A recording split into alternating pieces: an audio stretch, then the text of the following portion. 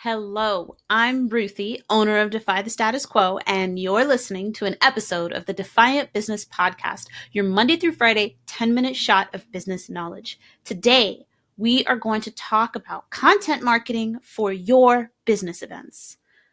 What? No. Don't everybody applaud at once. I'm just kidding.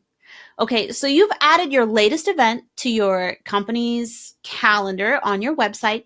You've put it on Facebook, it's on Eventbrite, it's wherever else you can think of to list it. But why isn't it working? You've posted on social media. Why aren't people buying tickets? You need to know. I know. I understand. Why isn't your content working though?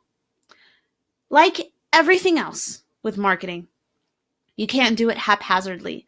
So your content marketing should support your event before, during, and after.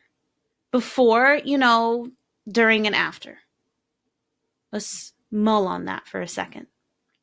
What have you done leading up to your event in your content and your other efforts at marketing that would put the idea in your audience's mind that they should attend your event? Maybe there isn't a lot that you've done, but that's okay. There's always time to come back from that, make it better, do it better for next time, right? So that's the Kaizen principle. It was, I think, Japanese manufacturing, and the goal was always to do things a little bit better each time. So that's basically what we're going to do for your content marketing. So what does content marketing before an event look like? What could that look like? Let's take a look. So you can record videos, write blog posts about the event.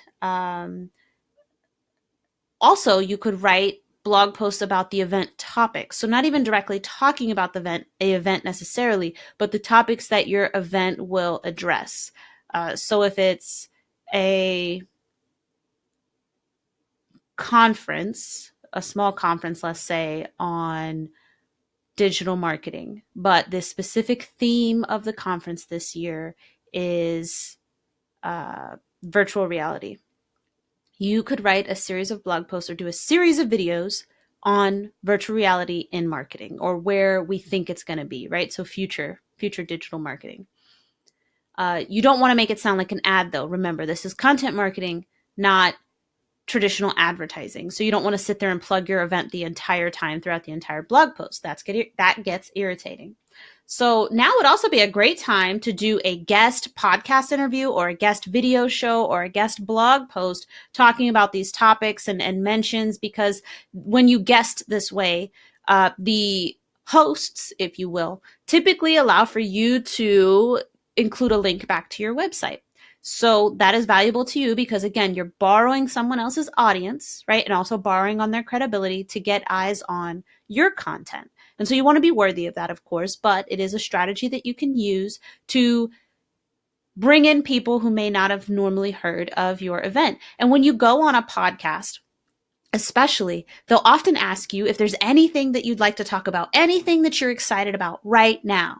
And that is when you say, you know what, as a matter of fact, John, we are getting ready for an event at XYZ company, and it's, it's a business conference. We're going to be talking about the future of digital marketing, things like, augmented reality and virtual reality and how those things may or may not, play in our marketing space. And we're just really excited about that. John is probably going to respond with something like, oh, yes, you know what? We'll include a link to your event page in the show notes. Hey, everyone, you definitely want to make sure you check that out and see if you can make it to XYZ's company event.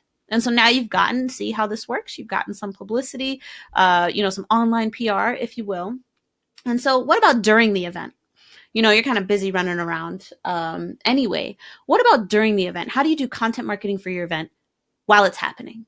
So this is typically a little bit faster. It's not going to be as nice. So you may want to designate some people ahead of time. If you are the CEO at your company, if you're the marketing events manager and you're just running around taking care of everything anyway, maybe delegate this this duty to someone else, to someone else's, so that way you don't have to worry about it. You're already doing enough as it is, but you want to plan for it ahead of time. So designate these people ahead of time, not the day of the event, but beforehand, so they know. And what you want to do is, this is where you want to get short video testimonials and, just share discoveries. You want those to just be recorded with somebody's phone so that way it can easily be uploaded to the company social media handles. Video testimonials for people who've come for the first time or keep coming back. Those are always fantastic. You should also, if it's a reoccurring event, then you can share testimonials from before. Those ones you can schedule so you don't even have to worry about it, but schedule it so it happens during the event. Um, Also, what you want to do is create a hashtag or invite guests to use a hashtag. And often this is easily done by little cards on the table or signs up, capturing a great moment at X event. Use this hashtag to share it, with everyone, or whatever it is that you want to say. The hashtag will be awesome because that is user generated content.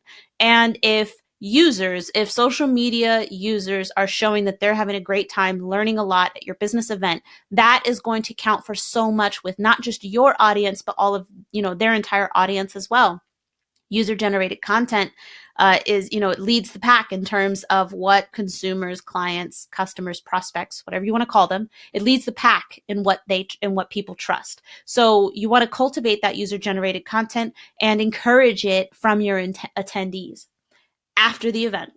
Social media, you want to get on there, thank the attendees, thank your sponsors for your event. Remember, that's one of the ways to appeal to event sponsors, is to guarantee them that you will thank them and put their name out there and talk about them and help people learn more about them. So don't forget to thank your sponsors. You want to tag people: Instagram, Twitter, Facebook, LinkedIn. Tag your sponsors, tag your attendees, tag your speakers, anybody who contributed, attended. Tag them if you can. If you had a photographer on site and that person's giving you pictures to share those pictures and tag those people.